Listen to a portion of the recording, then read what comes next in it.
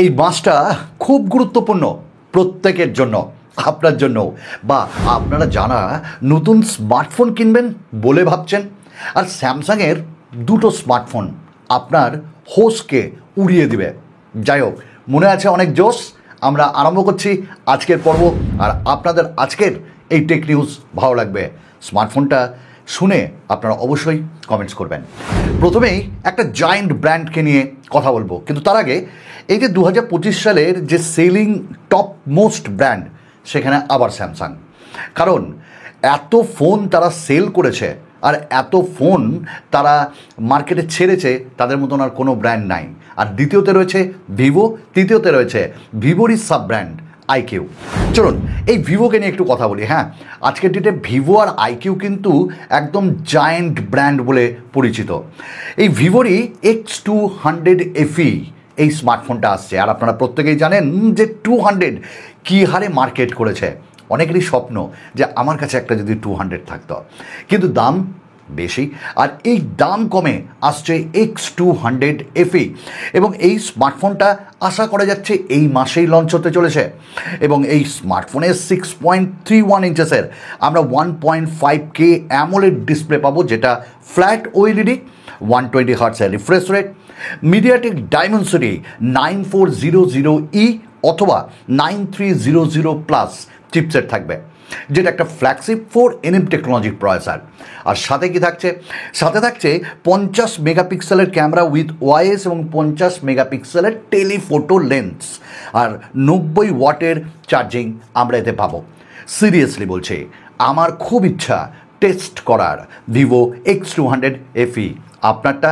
আচ্ছা বন্ধু, আপনারা ভিডিও দেখেন, ভালোবাসেন সুমনদাকে, কিন্তু কোথাও না কোথাও আপনারা ভুলে যান, যারা সাবস্ক্রাইব এখনও করেননি, প্লিজ সাবস্ক্রাইব করলে মনটা ধক করে জ্বলে ওঠে আপনারা যখনই সাবস্ক্রাইব বাটনে হাত দেন।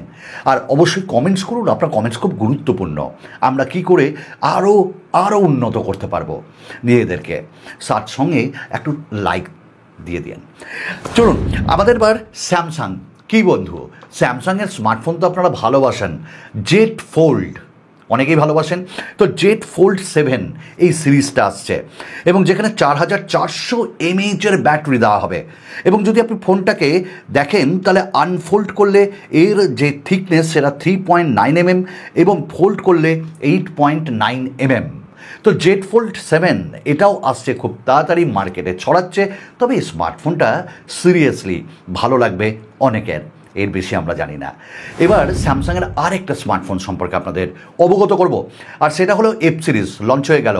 আপনারা অনেকেই আমার ওই ভিডিওতে ভালোবাসা দেখিয়েছেন বিশাল, F56-এর কথা বলছি। আর যা যা বলেছিলাম তাই ওই স্মার্টফোনে এসছে। এক্সাইনসের 1480, ক্যামেরা 50 মেগাপিক্সেলের। সিরিয়াসলি বলছি, আপনারা নিতে পারেন। তবে 30,000-এর নিচে অনেক স্মার্টফোন আরও আছে কম্পিট করার জন্য। হ্যাঁ, আমাদের আপকামিং ভিডিও আসছে মোটো H60 Pro, তার রিভিউ, কারণ বেশ কিছুদিন ইউজ করছি। আমাদের নেক্সট যে স্মার্টফোনটা নিয়ে কথা বলবো সেটা নিয়েই তর্ক না, বিতর্ক না, একেবারে হাইপ ক্রিয়েট হয়েছে S25 Edge। আমরা এর আনবক্সিং অ্যান্ড রিভিউ খুব তাড়াতাড়ি আনছি। আর এই স্মার্টফোনটা 13ই মে আমরা পাবো, মানে লঞ্চ হচ্ছে। এবং এর টিজার কিন্তু গতকাল চলে এসছে অফিসিয়ালি। S25 Edge এই স্মার্টফোনটা বেশ কম দামে আমরা হাতে পাবো। থাকছে কি 6.7 ইঞ্চেসের একটা আমরা ডাইনামিক OLED ডিসপ্লে পাবো, মানে অ্যামোলেড। আর তার সঙ্গে 120 হার্টসের রিফ্রেশ রেট, সঙ্গে আমরা 4000 mAh মতন ব্যাটারি পাবো।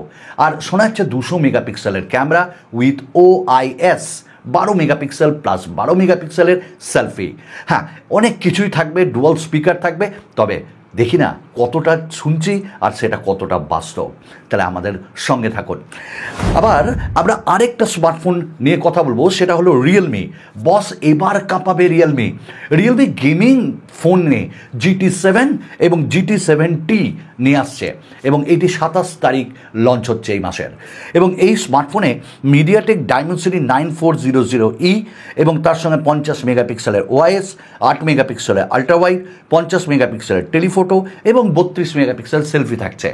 এবং GT7T যেটা, সেখানে আমরা পেয়ে যাব যেটা প্রসেসর হিসাবে ডাইমেনসিটি 8400, 50 এবং 8-এর আল্ট্রা ওয়াইড।